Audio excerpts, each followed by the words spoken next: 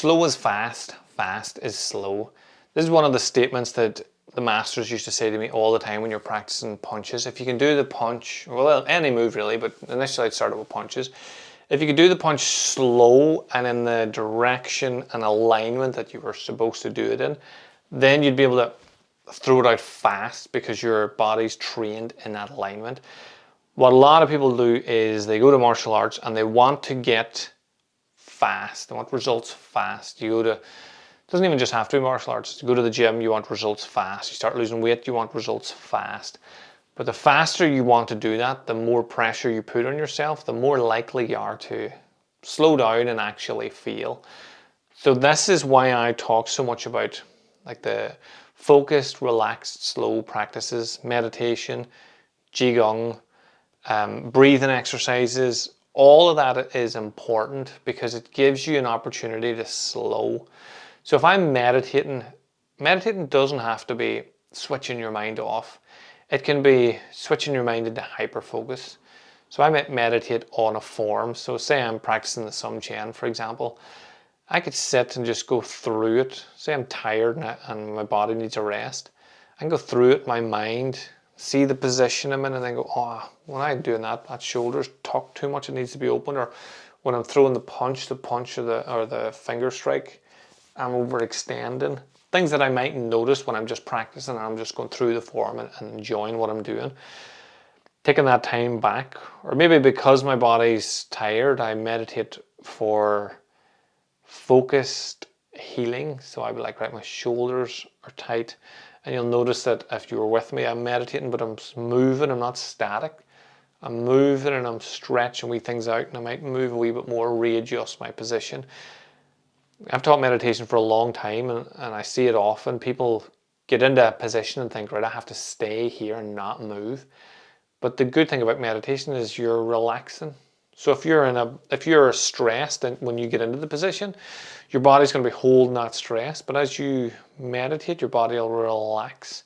Your bones will sink, your shoulders will sink, your neck will relax, your jaw will soften.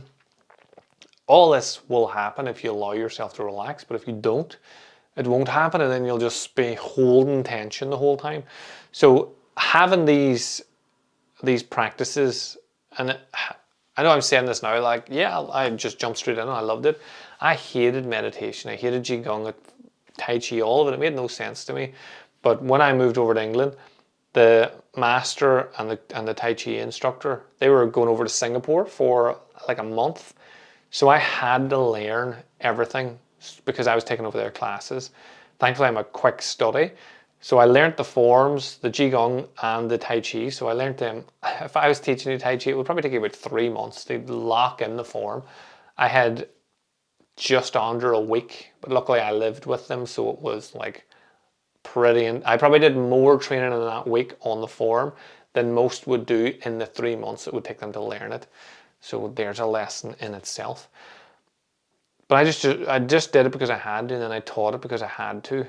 But then I started to notice that the days that I taught the Tai Chi, I was more relaxed for my later classes. I slept better. I felt more focused. And then I realized that it's because I'm not just hard training all the time. I didn't think about yin yang at this stage or balance. It was just flat out, which is not the best approach. So I was able to get the Tai Chi in there. So then I had the hard and the soft, the yin and the yang at the same time. And then eventually I was able to get rid of the and.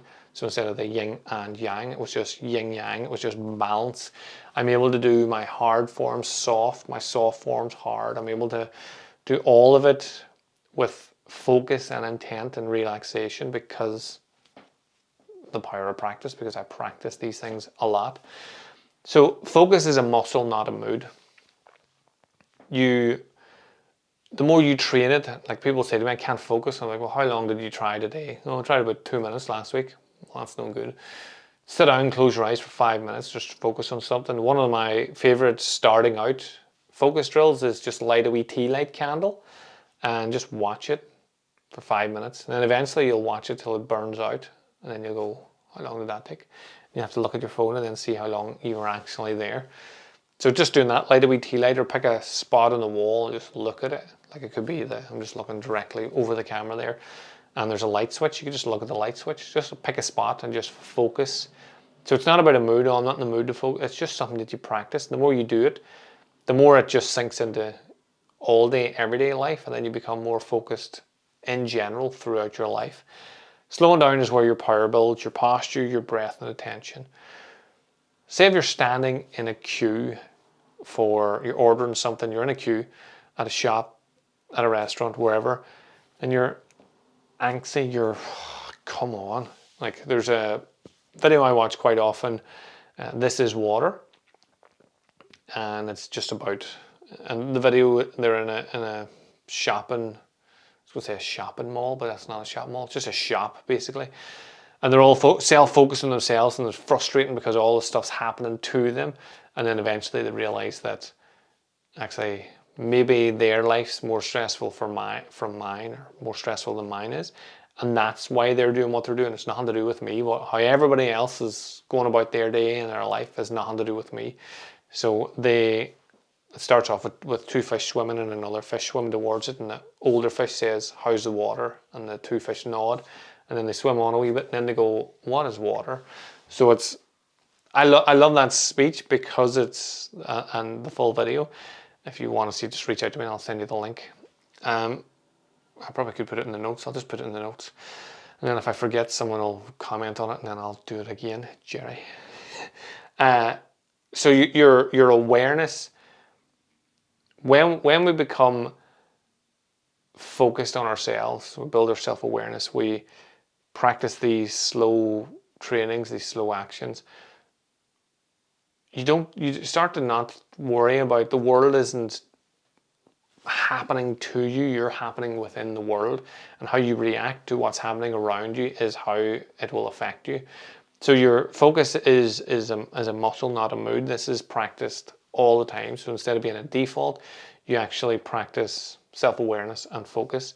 Slowing down is where your power builds. You can't be aware of your posture, your breathing, and your attention whenever you're angsty in this queue and you're stressed. But if you stand in the queue and I always just would have practiced stances. Forms, it was too mental to be standing, look like I have Kung Fu Tourette's. Just standing in stances, maybe I'm off standing on one leg, but because I'm not shifting as I do it, nobody would really notice. Nobody's paying attention to me anyway, they're all tied up in their own world. So when you slow down, you can focus more on your posture, your breathing. The taller you stand, the more confident you'll feel. The more focused on your breathing, the more relaxed you'll feel. So you're trying to take back control in a day-to-day, and the way to do that is to practice.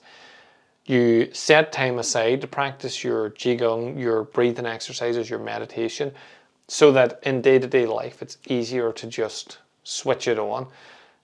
So your Qi Gong, meditation, journaling, they're all tools to sharpen your awareness and just calm the noise, calm your mind. So this is your action or challenge for the week.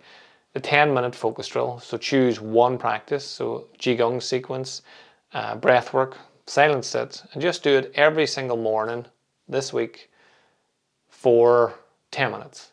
Even though that means you have to set an alarm, you wake up and you stay in your bed, but you just do the 10 minutes focus drill. If you fall asleep, then just start sitting up and then doing it. But just 10 minutes every day, and then just notice the shift. You'll probably notice it the first day, because instead of waking up, grabbing your phone and doom scrolling through nonsense that's on social media, you're getting up, you're focusing on yourself, you're trying to better your day before it even begins. So do that, 10 minutes every single day. Feel free to let me know how you're getting on. If you have any questions, or if you struggle to do the silent meditation or the Qi Gong, if you find yourself falling asleep, it's better to do moving breathing, so then you don't fall asleep when you're moving about, or at least sit up. So let me know how you get on with it, and if you want me to give you any ideas or tips, or if you struggle or have any questions, then reach out to me and I will help as best I can. Have a super awesome day, whatever you get up to. I'll speak to you again soon.